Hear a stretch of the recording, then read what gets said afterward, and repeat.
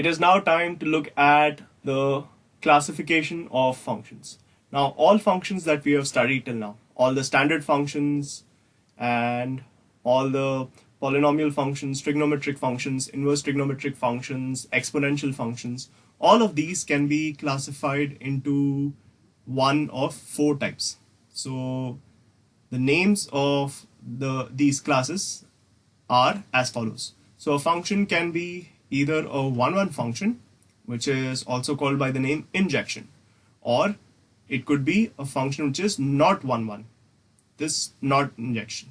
So a function could be classified either as one-one or not one-one. So these are mutually exclusive. So a function cannot simultaneously be an injection as well as not an injection. Third, the function can be a onto function, that is called by another name as a surjection. And fourth, not onto. So again, surjection, that is one onto, and not onto are also mutually exclusive. So a function cannot simultaneously be onto as well as not onto. However, a function can be a combination of one-one and not one-one, or onto or not onto. So function can be either a one-one function or a not one-one function. When a function is a not one-one function, it's called a many-one function.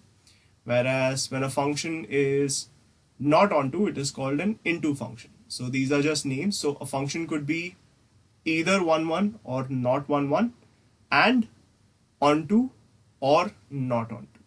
But still they are four different classes. So let's look into a little bit more detail about each of these four types. So the first type is called a one-one function, that is an injective function. What is an injective function? A function f such that it is defined from set A to the set B, and every element of A has a unique image in set B. That is, you don't have two different elements of the set A having the same image in the set B, right? Then it is called a one-one function. So as opposed to that, if you have, say, a mapping like this, A, B, C, P, Q, and R, where, say, this is the set X and this is the set Y, and the function is defined from the set X to the set Y such that A corresponds to P, B also corresponds to P, and C corresponds to something else, say R. Then this is a many-one function because the elements A and B of the domain set have the same image P in the codomain set. So this is a very simple example of a mapping of a many-one function. So therefore this function is called a many-one function. So it's not necessary that two different elements should have the same image. It could be more than two. It could be three or four or more than four elements which have the same image. All of these are called many-one functions. So this again is an example of a mapping of a many-one function. So how do we actually find out? Because it is not possible. If you're given a expression for a function, it is not possible to draw the mapping of the function in order to find out, right? So the mapping is just one way to understand a one-one or a many-one function. So if you're given the expression for the function, how do we find out whether it's a one-one function or not? We equate two different values of the function f of x1 and f of x2. That is, we just assume that there are two different values x1 and x2 such that f of x1 and f of x2 are the same value. If it is true, then it means that the function is a many one function. Why is that? Because it is having the same value for two different values x1 and x2. However, if we get f of x1 is equal to f of x2 implies x1 is equal to x2, it means that it is impossible to get two different values for which the function has the same value.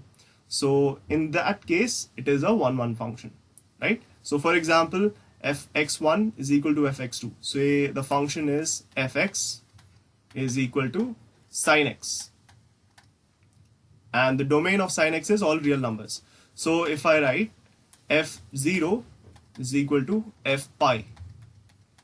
0 and pi are different values, right? 0 is x is equal to 0 is just 0, and x is equal to pi is x is equal to 3.14159 something.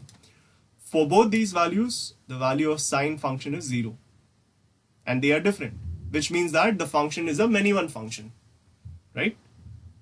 So therefore, that implies that sin x is a many one function. Okay, graphically, if suppose instead of the expression for a function, if we are able to get the graph of the function, then how do we identify whether the function is many one or 1-1? We just draw a horizontal line and see how many points of the graph of the function the horizontal line intersects.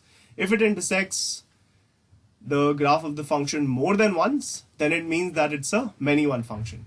Otherwise, it is a 1-1 function, right? Why is that so? Because if the horizontal line intersects the graph of the function in more than one point, it means that there are two different values of x for which the function has the same value, because a horizontal line has the same y coordinate throughout, and the y coordinate indicates the value of the function. So if you look at the graph here, this is the graph of some function y is equal to fx.